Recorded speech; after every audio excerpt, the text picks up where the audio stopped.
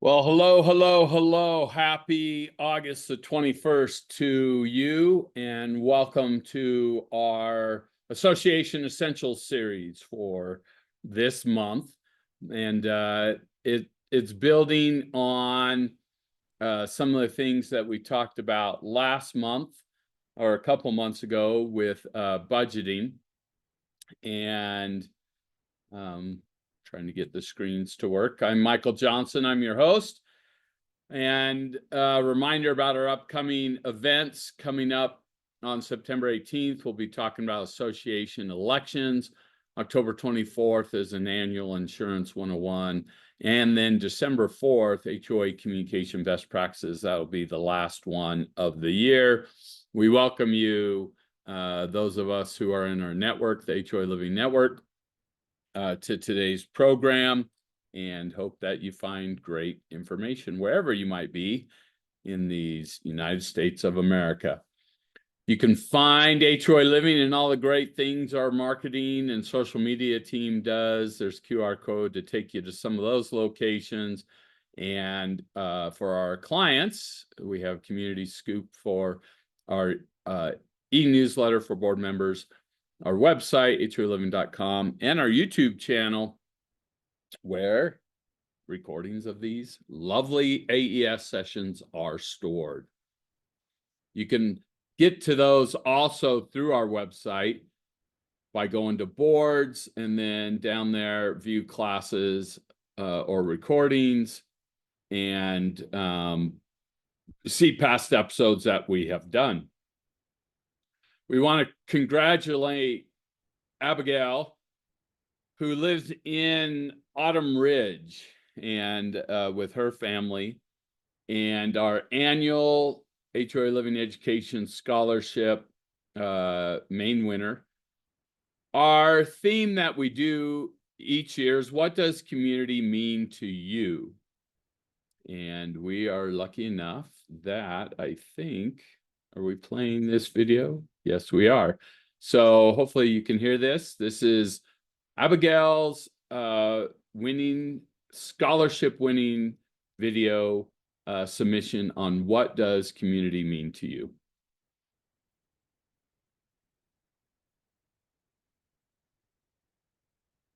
I knew what community meant, and a quick Google search for the definition supported the ideas that I had.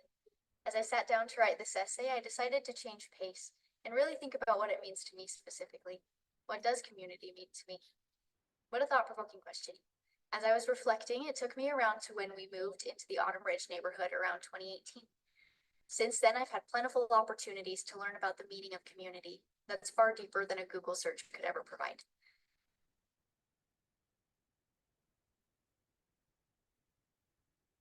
Maybe. I'd like to begin by sharing a couple personal.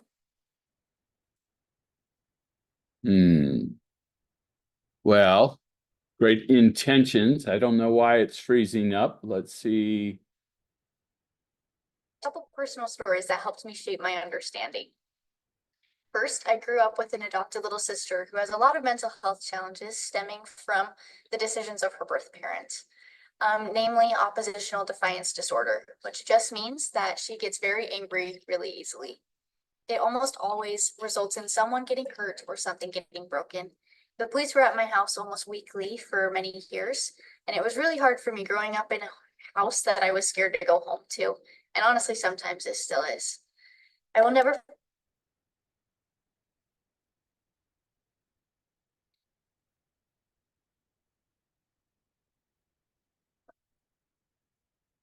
forget what I learned about community from my neighbor Adele.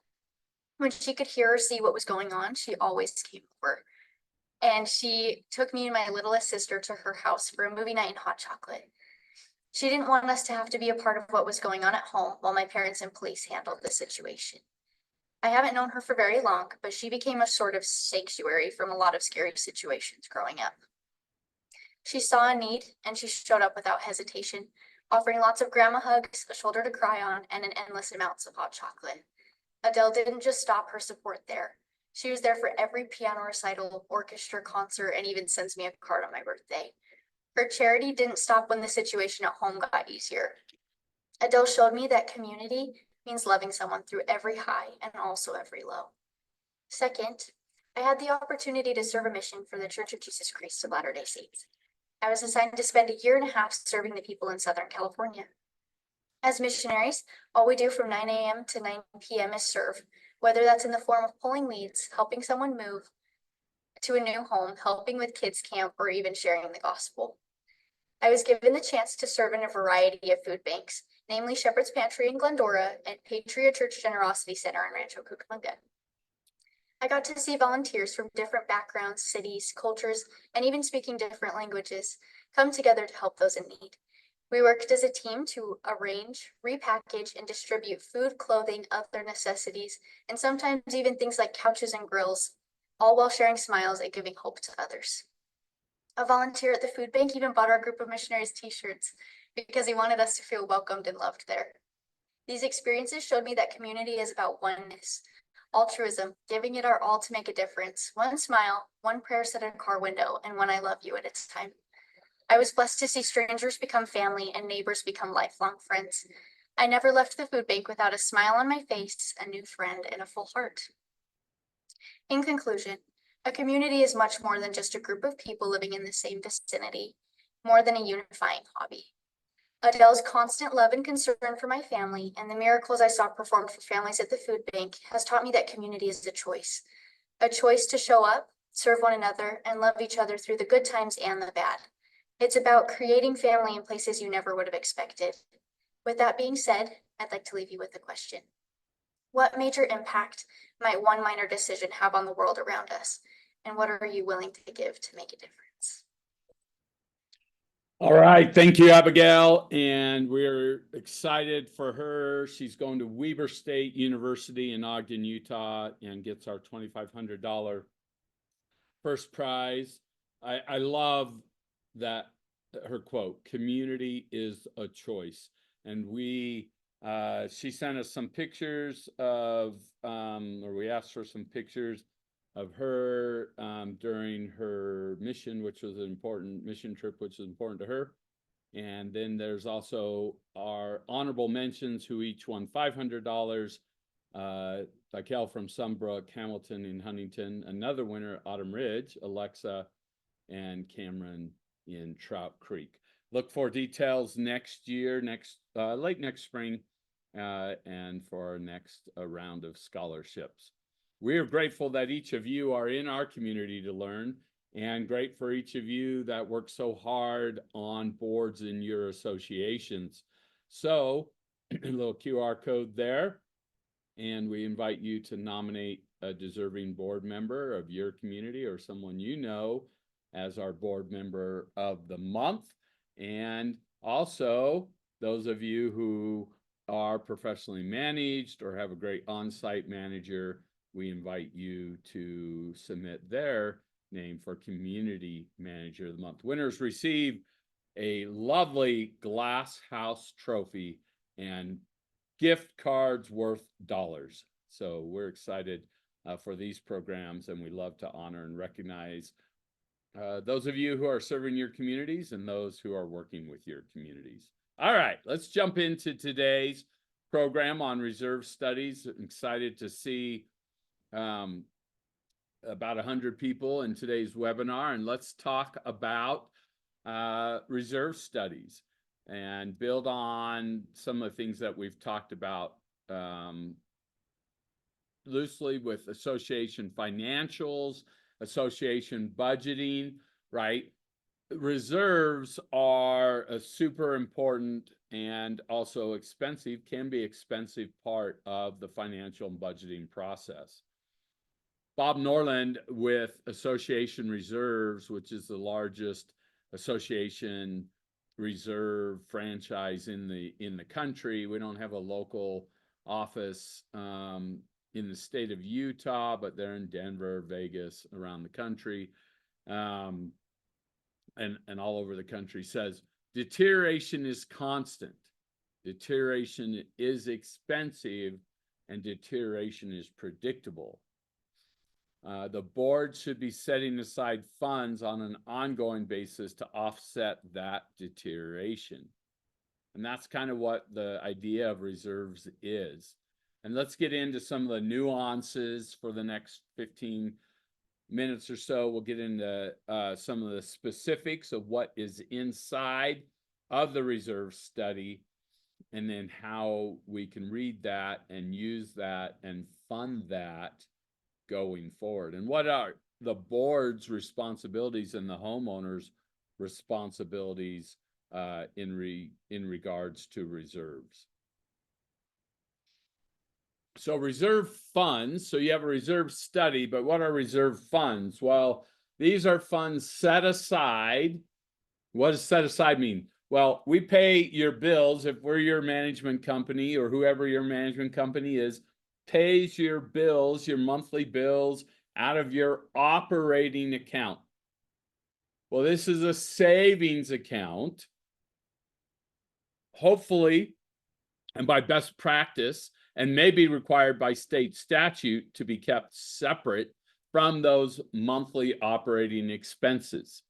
So reserve funds are funds set aside by an association for future maintenance and repairs for components the association is responsible for. Adequate reserve funds limit the need for dramatic assessment increases or special assessments. So let's look at that. For what the association is responsible for. I know this is a big topic for some of you because some of you emailed questions in even before the program, more than normal. And so appreciate that. And we've built some slides today to kind of answer your questions. But we get the question on the components that the association is responsible for. Well, this is super obvious if there's a clubhouse, an association-owned park, association roads, you know, fences, monuments, pools, weight rooms, whatever. That's pretty obvious.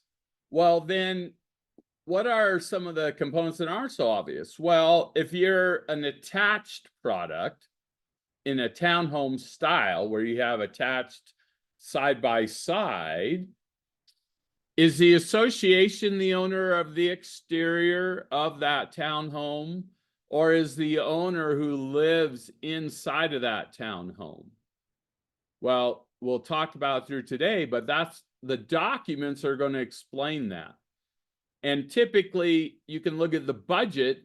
If the association doesn't budget for exterior repairs, roof repairs, or exterior siding or paint repainting of the townhome unit, then it's probably owned by the individual owner, and maintenance is responsible. The owner's responsible for that maintenance.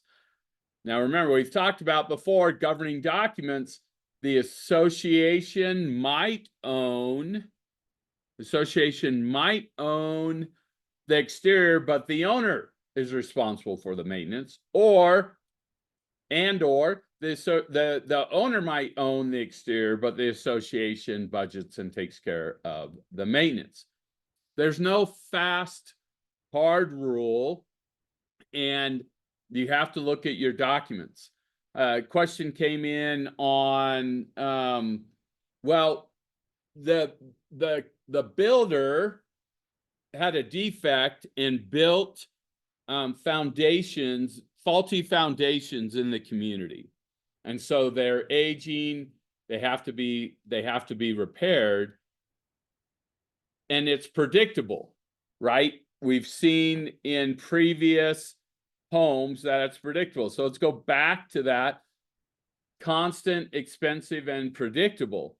Well, in this community where the homeowner is responsible for home foundations, the question askers said, well, shouldn't that be in the reserve study?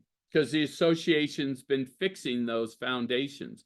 Or maybe it's the foundations are the association's responsibility.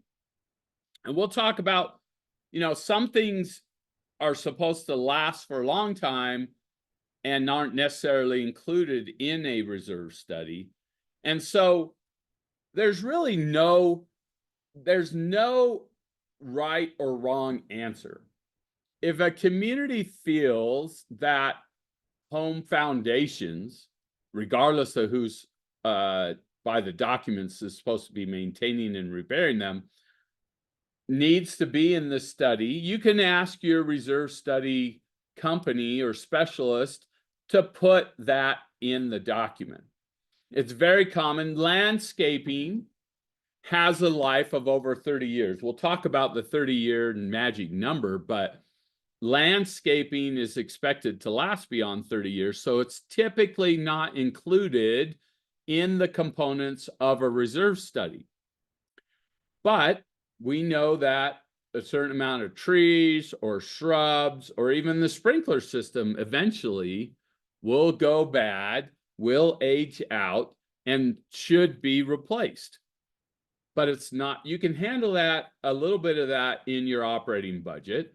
But say you want to put an extra $10,000 a month or a year for landscaping repairs. You can do that. There's no right or wrong. There's standards and what those typical components are, but you can play with those, and I think that's okay. So what is a reserve study then? The study is the physical document of the community's physical components, and it's analysis of the cost and time frame for anticipated replacements of those components.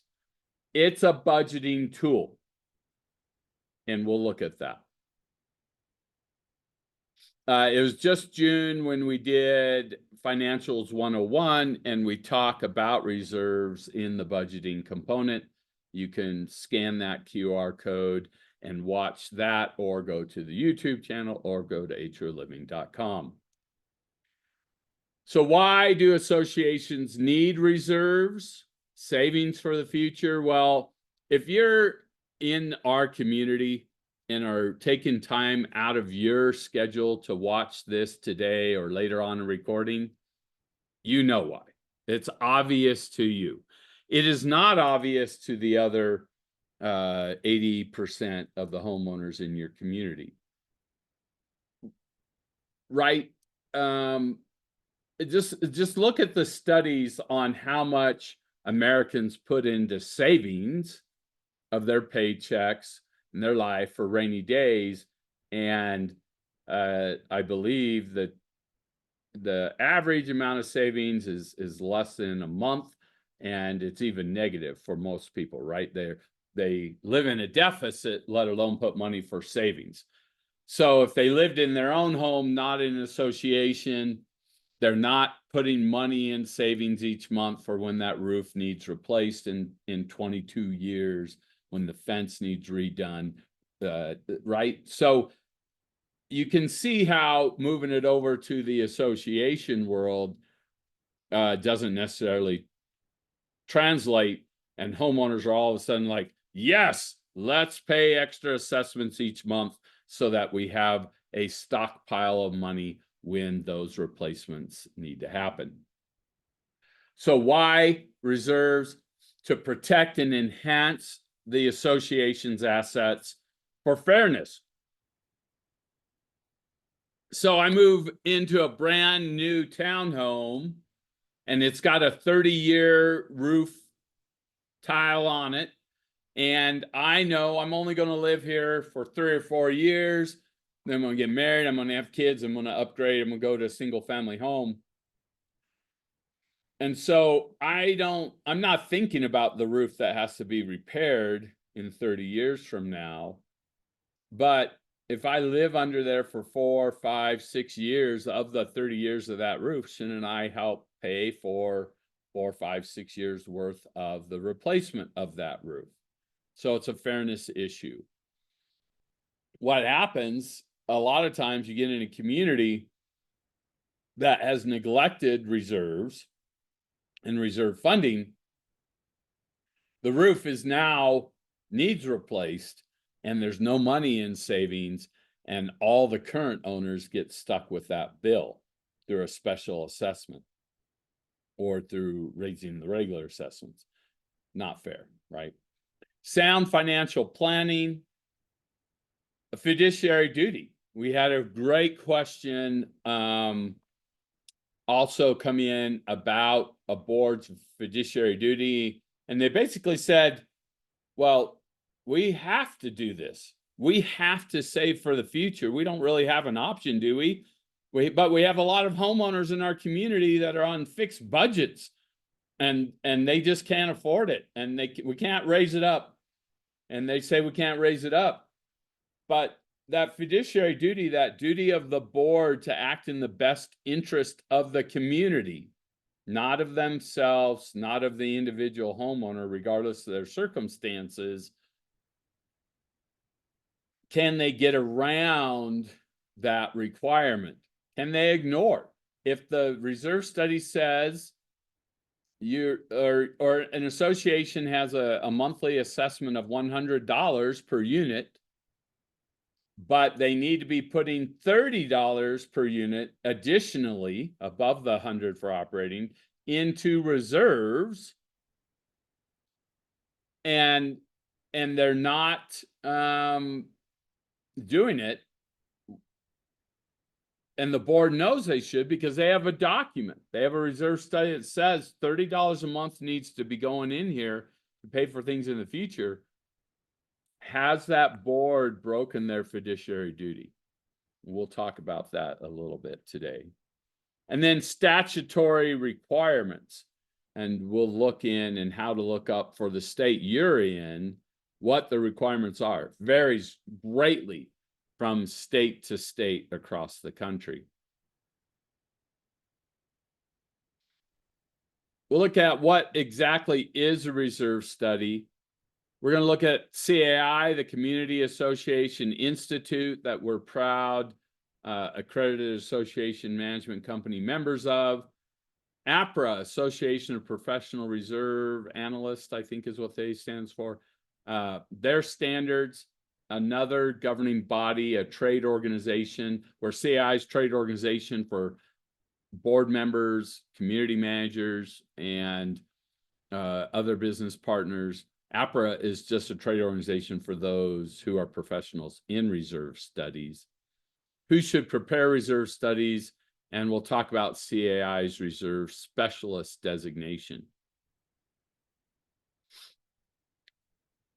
CAI, because of the tragedy that happened at Surfside in Florida a couple years ago, rapidly and with a very esteemed panel of experts, revised and updated their reserve study standards. Now, remember, at Surfside, in Surfside, that condo community, they had a big maintenance issue they knew about, the support structure of the building, but they chose as an association to not fund it. They were working on it. They were going to get there eventually, but they decided not to fund it over, the previous several years. That led to that catastrophe with 100 lives lost. The reserve study doesn't look for defects, building defects necessarily. That's another type of report. That's an engineering report, but can give you the year over year maintenance that needs to be done to help prevent that. So this is a free report. It's won several awards already last year. It's being picked up internationally. Governments are saying we are going to implement the reserve study standards set by the CI policy. So that's a free document available to you. If you have troubles getting a copy, let us know. APRA is that Association of Professional Reserve Analysts. I was writing my guest. And there's their standards for reserves also updated. So the question is, who should prepare a reserve study? Some states require a professional, someone that's been licensed or accredited to do reserve studies. Other states say it's okay, the board can do it via committee and call that like a reserve analyst analysis or something like that. But this quote, a reserve study is a collaboration between the client and the reserve analyst, the specialist, bringing together the client's unique firsthand knowledge with the analyst's professional expertise. So who should prepare it? Well, best practice is a professional reserve study provider. Other experts in the industry, if the roof is the major component costing millions of dollars when it needs replaced, well, get a roofing expert to help you with that anticipated cost. Any unbiased third party can help. And then, so I threw on here, we had in the state of Utah a program last Friday on reserves with industry professionals. And the question was brought up is, should homeowners be involved in the preparation of reserve study? Now, my answer then is the same now, is I don't think it hurts to have a committee of knowledgeable, unbiased homeowners to help gather information to submit to a professional for review. The current board might be new and not know that the roof was redone 25 years ago, or that the pool was resurfaced even 5 years ago. And so knowledgeable, unbiased homeowners, but you don't want the homeowners running the show, right? Because typical homeowner wants to keep their assessments low, and so you want to get away from that natural biasness. So that's up to you. You got to be careful and realize what the agenda of everyone is. But your reserve specialists and other experts are unbiased and should give you the truth without any thought to, well, dang it, we have some fixed incomes, we don't want the assessments too high. CAI has a specialist designation. It's called the RS designation for reserve specialist. It's awarded to qualified reserve specialists who, through years of specialized experience, can help ensure community associations prepare their reserve budget as accurate as possible. To earn it, you have to have done at least 30 studies in the last 3 years, have a bachelor's or equivalent experience in an applicable field, and agree to follow the reserve specialist code of ethics. There are in almost every community experts who have done hundreds, if not thousands, of reserve studies and have this designation. We highly recommend you use someone that has the RS designation. So there's 4 types of reserve studies. The full reserve study, this is the most expensive, right? Because the reserve specialist is going to come visit the community, going to make an inventory of all the components, is going to look at their condition, do life and valuation estimates based on knowledge bases, based on manufacturers' recommendations and expectations. They're going to talk about how much is currently in the reserve funds and what we need to do going forward. A level 2 is the same things, but it's an update of a previous study with the reserve specialist coming on site again. A level 3 is an update without the reserve specialist coming to the property again. There's taking the old document, checking the numbers running them for the current cost of product, and then giving you a new report. And level 4, this is kind of newer in the new best practices, but highly recommend that even communities not yet constructed, and we're lucky to work with several incredible developers across the country who understand and want to go get an unbiased third-party opinion on, okay, we're going to build these items into the community. How much do we need to be putting in savings from day one, even before they're built, so the community gets used to that amount, so that it's fully funded when the time comes. And it's a lot funner to manage communities with millions of dollars in savings when needed than zero. You can also get from these companies a preventative maintenance manual, and through an engineer coming periodic structural inspections. So what are the requirements? Well, you got to go to state laws, and the state laws vary. Every state a little bit different. I'll tell you what the best practices are, but this is how you can go and find your state's reserve requirements. Going to the Community Association Institute's website, caionline.org. And then the second tab is advocacy.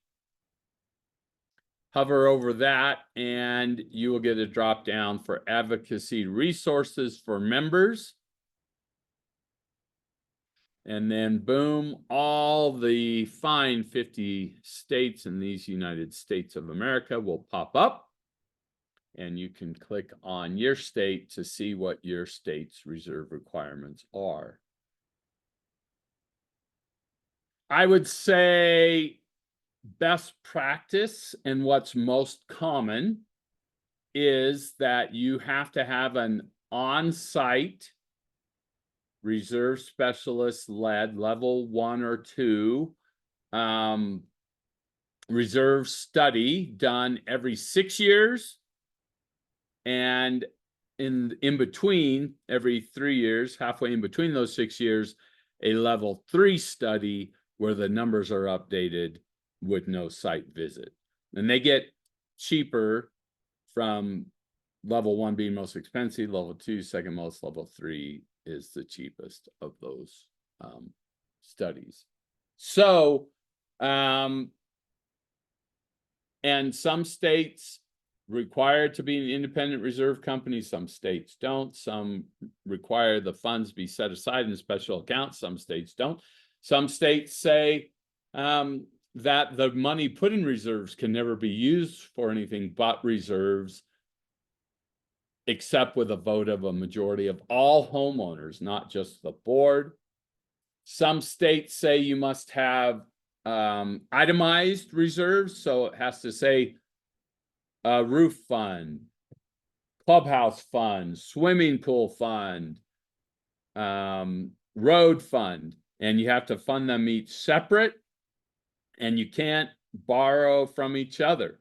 So your asphalt, oil prices go up, asphalt becomes super expensive, you don't have enough, you can't borrow from the roof fund to pay for the asphalt overage. Most states aren't that strict, that's just an example. But most states do say once it's in a reserve fund, it's kind of locked there. You can't use that for non-reserve purposes. And remember, reserves are replacement, not adding something that is brand new. So you have a community landscaped area, you decide to build a pool at the clubhouse that's there. There hasn't been a pool before. You can't use reserve funds typically to pay for that new capital improvement. Your documents will list different rules for capital improvements that you need to follow. It's typically a meeting of the owners and a majority or even supermajority of all the owners to add something new. I've told this story in past years where we had an association that had like 4,000 linear feet of wood fencing. And they decided it all needed to be torn out, and they decided to replace it with vinyl fencing. And the vinyl fencing was the same exact price as wood fencing, but it was a different product, but replacing it at the same place. And some homeowners actually sued because they wanted wood so bad. They sued the association saying, you can't put vinyl fencing in without our vote, because that's a capital improvement. That's something new that wasn't there before. They actually lost in court. The board's opinion was upheld that replacing the fence with any kind of product, as long as it's about the same price, would be okay. And the vinyl fence, right, has a lot less ongoing maintenance than a wood fence. So ongoing, it was even cheaper, the judge said. And that's what the board had talked about.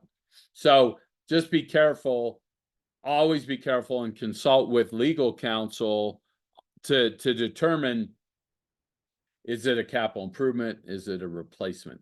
If you have a roof of a building and you're changing from an asphalt shingle to a single membrane type of roof, or a metal roof, as we see up in our snow areas, those are the same kind of questions that's going to come up with that wood vinyl fence issue we're faced with. So what's the process? Let's look at what's included and preparation.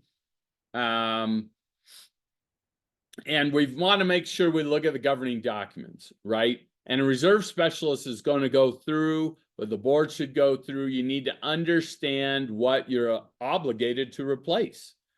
And then the site visits, identifying all the components, and then how much do we already have in the fund, and how much do we need to be saving each month or each quarter, each year to have enough.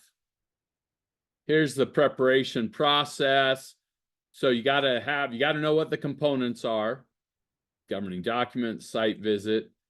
And if it's not your first one and you've had reserve studies for years, is something no longer there?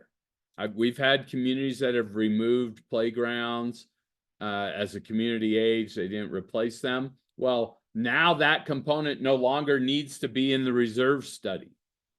So what is included in number 2? And then the reserve specialist will establish and update the current component cost. So you have 100,000 square feet of asphalt. What would be the cost today to replace that asphalt? Then they're going to say, okay, well, we don't need to replace it today. Maybe we do crack seals every single year, but seal coating, depending on your weather, every 4 to 6 years, and then a new layer of asphalt. If it's not a high driven road, maybe never, but if it's a highly driven road, every 20, 25, 30 years, 10 years, depending. So got to figure out how much useful life is remaining on the component. Then where are we today? What is our starting reserve balance, box 5? Then we're going to do number 6. We're going to do a little bit of algebra, and we're going to say, all right, well, we need $100,000 for this component, and we have 10,000, so we're 10% funded. Establish a confirmed funding methodology and goal. There are different thought processes and theories on, well, if you have enough for the next year, is that enough? Do you need enough for the next 5 years? Or are you only fully funded actually when you have that money for the roof and everything that happens over the next 30 years? Then what is your multi-year funding plan and goal? If you're so far in deficit, and honestly, as management companies, we get a lot of phone calls from distressed clients who were self-managed for years, and now they find that they have a multi-million-dollar funding need, and don't have any funds to take care of it. Well, sometimes you're going to need to bite the bullet, do a special assessment to catch up, get yourself current, because if your roof needs replaced, your roof needs replaced. And then after you've done 1 through 8, you're going to prepare the reserve report. So getting to the point, a reserve study has 2 parts. One, the physical analysis, right? This is the components: asphalt, clubhouse, swimming pool. Then we're going to take that analysis through the component inventory, and then we're going to do that component assessment and valuation. How much would it cost to replace now? What's the useful life? And then when that useful life is up, how much is it going to cost to actually replace then with inflation? The second part of the reserve study is that financial analysis, and it is the funding plan. How much to contribute, where those funds go, and then coming up with a percentage. And you can see this example on this slide. What type of report was done? It was a level 1. It was done this year in 2024. That's typical. Typically, they put a year, starting year. You don't worry about what time of the year. And then this community has 81,500 in its starting balance, but to be fully funded, they need $222,000 right now. So you do that math, and you're only 36.7% fully funded. But next year, in the first year, you need 63,000 of that $81,000. So here's how much needs to go into reserves from the association monthly, $1,400, and per unit per month is $59 per unit per month. So just doing some quick math in my head, there's 20, 24, 25, right? Only 24, 25 units in this community. So that's a $60 a month hit. That's a big hit. So here's a fully funded, how much you would need to put in to get to fully funded, a baseline funding plan, how much you would need to put in, and different methodologies that we'll look at. So we talked about at the very beginning, based on that question that came in, is what goes in, and why do we not sometimes put things into a study when it seems like it should be in there? So one, the first test is the association has to have the obligation to maintain or replace the element, and the need and schedule for this project can be reasonably anticipated. The total cost for the project is material to the association, can be reasonably estimated, and includes all direct and related costs. Lifelong components have an estimated remaining life of more than 30 years from the date. So this has to be something that's going to age and need replaced in the next 30 years. I am familiar with, I believe it's the state of Florida. No, sorry. It's a city in a state recently said that builders have to do 40-year reserve study when the industry standard's 30. And so for whatever reason, that particular city has decided to make it longer, but the best practice is over 30 years. And so we talk about the second checkpoint, the need and schedule for this project can be reasonably anticipated. I did a study on an Arizona community that had incredible, just big, tall cacti, and they, some sort of bug or disease came through and wiped out hundreds of thousands of dollars. This is a 5,000 home subdivision worth of these cactus that the association owned. Is an association common area. Well, that wasn't anticipated. People were mad because there wasn't a fund set up to automatically replace all the cactus. And these cactus were like $10,000 a piece. I mean, very rare, awesome, huge. And so, but it wasn't reasonably anticipated that that would have happened. Those should have lived for 100 years, and that's why they weren't in the study. We look at a component inventory, and you'll see a component inventory. It's broken down. The reserve companies will give you several different ways to look at it, but this is typically what you're looking at. So one, the components are listed. UL is the useful life, the remaining useful life. So we'll dig into one of these. What's the price per square foot or per linear foot or per piece of equipment? What's the total quantity we have? You do the math on that. That gives you the current replacement cost. But that's not what it's going to cost when it needs to be replaced. And then where's this information coming from? Did it come from the reserve specialist? Did they contact a roofing company? Did the board have information on a new development? They actually have the invoice for the equipment or the building they're putting in. So let's look at this first area, common area, asphalt and concrete. So the asphalt, this is the asphalt drive for major replacement. So you see below is for repairs, like we saw in that picture of a patch, seal coating, striping. This is the asphalt itself. And we see that this is a 30-year asphalt, and it's 29 more years. It's brand new. It was just put in last year. So yeah, today it would cost $661,000 to replace, but in 29 years with inflation, that's $1.557 million, right? So know that just because it costs something today, that's not what's, you're saving for the future cost, not the current cost.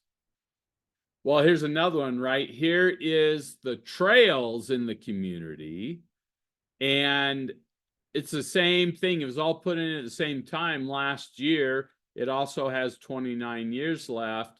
It's also $4 per square foot, right? That makes sense. Asphalt is asphalt. It's going to be the same cost. And you can see that's going to need $73,000 in the future to replace. So right above that is the concrete, sidewalk, and flatwork repairs. Typically, concrete lasts for decades, and it's not anticipated to age, but they've put in a 1% annual to handle, you have trees will lift, you have settling, and so that sometimes some concrete needs to be replaced or flattened or ground down, and they've budgeted that in this reserve study. There's common area fencing and walls, another general category, and then you can see the breakdowns below. Precast concrete versus the vinyl fence. There's that vinyl fence that has a 30-year, pretty low maintenance life. You get some discoloration on vinyl, but it's getting better and better than what it was, say, 20 years ago. So useful lives, you'll see it'll take this kind of report, it'll break it down, and you can see by the components. It's just going to show you how much time you have left on everything. And obviously, it's a new community. Everything was just put in last year, column C. Then you can go here and it'll take all your useful lives and it'll say, okay, in 2026, here's the things that need to be done in our community. Some landscaping repairs, some asphalt repair, seal coating, traffic striping, and a little bit that concrete work. So in 2026, and there's a little bit for inflation, right? This is just inflation between 24 and 26, and you're going to need $80,000. Well, in 27, there's just a little bit of landscaping. In 28, that landscaping, that's an annual thing. And we're going to replace that playground bark. In 29, landscaping. And then 30 is some bigger expenditures again with the asphalt. And so you can see how much, and it's not the same amount every year, but you want to try to fund the same amount every year. So you can see this is a great budgeting tool. In several of the states that we do business in, we're required to show the owners to have a discussion. Owners don't vote on the reserves. They can vote. Some states actually let them say, well, the board suggested this, but we are rejecting it. That's not common, but it is in some states. And we like to give a report to the community and say, hey, because of our diligence and taking care of asphalt crack sealing, the seal coat, the big seal coat where they oil the whole thing doesn't need to be redone until 2027. We got an extra year out of it. Or the playground bark, the board decided to do a rubber tire bark that kind of sets in and doesn't blow away, doesn't sun fade, wear away with the elements, and so that can come out of here. So we try to give a little report card and let people see and know what's coming up, and then see how we're going to be able to fund that through our reserve funds or through operating. So how do we use the study? Well, we like to do this little graphic for some of our communities. We do it for all of our new developments, and it'd be easy to put together for you, but it's just give people kind of a different visual of what needs done every 5-year increments in their community. It helps them see, okay, we're saving for these things, especially new communities that turn over with a couple $1 million in the bank, and they're like, well, let's just lower the fees or no fees because we have millions in the bank. No, we're building towards the things on the reserve page. So what's the board do? Consult with professionals, review the governing documents to make sure you're not missing any responsibilities of the association. I have seen, it's rare, but I've seen in a condo community where it says the association is responsible for the replacement of water heaters. And they do that, right? So someone doesn't let one age out till it rusts out at the bottom and then floods multiple units below it. So the association, even though it's inside of the owner's space, association is responsible for that. As your reserve specialist is walking around the community, they're not going to see that nuance. That's why you got to know about in the governing documents. They'll also review the governing documents if they're good reserve specialists. And then you're looking at it every year, see if the components are still there. Are you doing preventative maintenance? And then you use all of that for your budgeting process we've talked about. And once again, there's a QR code for our budgets AES class. That's online. Well, now we know what we need to save, what the requirement's going to be. And so we're going to look at 30 years. We're going to say we need to collect $3 million over the next 30 years to be fully funded. And so 3 million divided by 30 is $100,000 a year. Funding principles, we want the money to be there when we need it without doing a special assessment. And we want to keep it fairly stable, right? We don't want the big roller coaster of funds.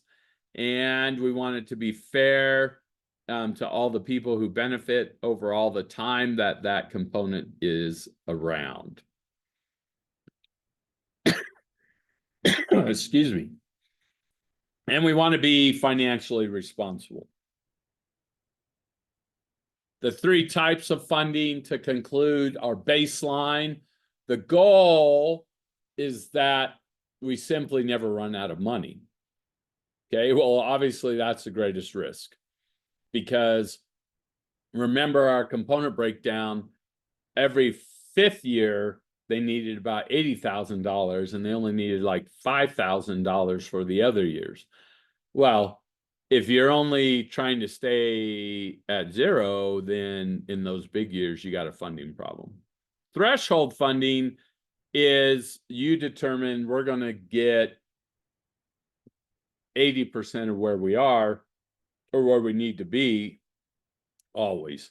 Well, less risk, but still some risk. And then full funding is, this is how much money you need over the next 30 years and how are we going to get there. I sit on legislative action committees in multiple states in the past and on the National Government and Public Affairs. People ask us all the time, will you just put the requirement in the state law? As a board member, it'd be a lot easier to get people. If the state law said you have to be 100% funded, then we have to do it. Well, it's a tough go, and we don't see a lot of desire on the part of the legislature to do that. But there are some states that do have some minimum funding requirements as part of their reserve statutes.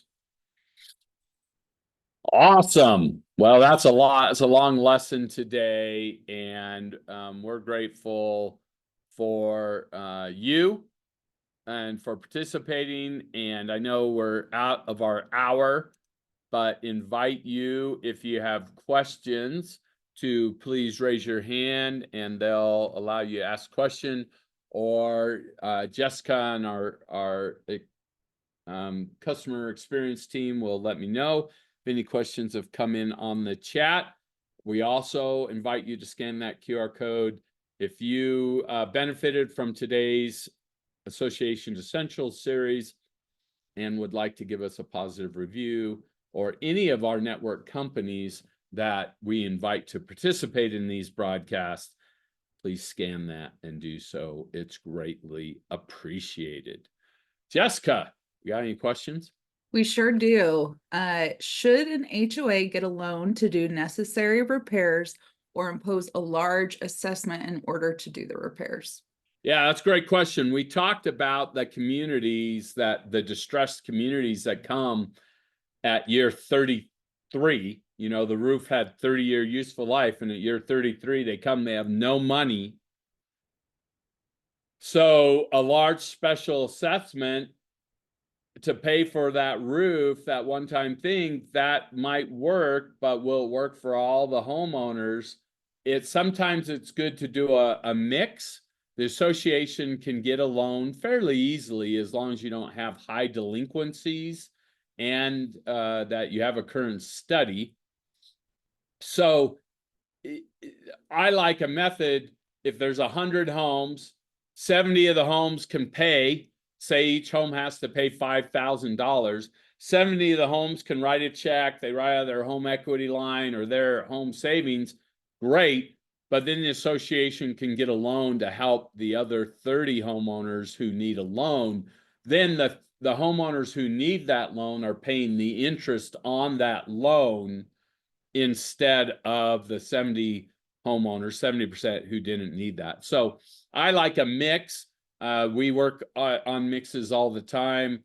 You can, and to be honest, our management company and other management companies charge a little bit of an extra monthly fee for handling special loan payments and those kind of things, because it can get complicated. But the goal of the association is to make it so that every homeowner has the opportunity to pay in on what works best for their budget. So interest right now, you know, if you're an association that needed a new roof and needs we just did a $13 million loan, I think, with a community. I wish they would have got that loan when we first started talking to them about it back in 2019, right? Because the interest rates would have been significantly less than they are now. So that's just part of the thing. If you think interest rates are going to go down, you can wait a little bit. I will say that association lending is very competitive, and it's not at a premium. It's less generally than what you could get a HELOC for a loan off your own personal home. Other questions? Okay, we have someone who asked if you could pull the slide up about the CAI standards. And I did want to just note, we will send out a link to this recording as well as a copy of the slides for everybody. Yeah, let's find. That's way back at the beginning. You're making me work. There it is. So QR code for the Reserve Study standards. And if you're having trouble getting that, we have lots of memberships, and we're able to help you. If you need help, just reach out. Any other questions? That looks like it, unless anybody wants to raise their hand, but I think we've got it. Well, people are starting to drop off because we're past our hour time. Thank you for being with us. We look forward to meeting with you next month, and have a great what's left of your summer. We'll talk to you soon.